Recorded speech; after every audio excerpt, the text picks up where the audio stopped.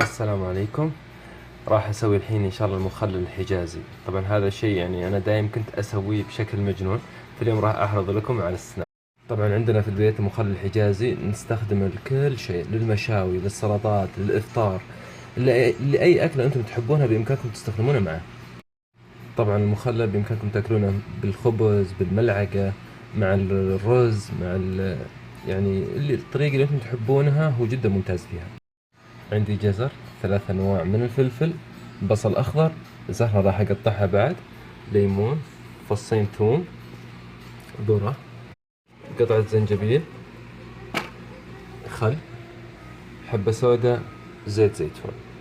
بسم الله، راح أضيف زيت زيتون. بعد ما سخن الزيت حطيت فصين الثوم والزنجبيل وشوحهم شوي. بعد ما تشقر الثوم أضفت الجزر. الفلفل الرومي هذا طاح يعني بالغلط، فأشوح الجزر.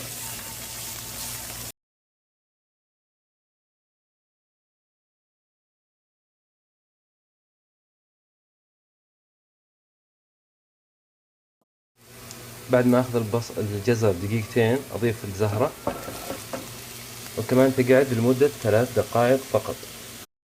فبعد ما اخذت الزهرة 3 دقائق او 4 دقائق، اضفت الفلفل الملون واستمر بالتحريك.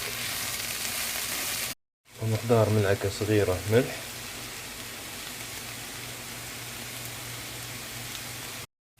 ومقدار لا بأس به من الذرة.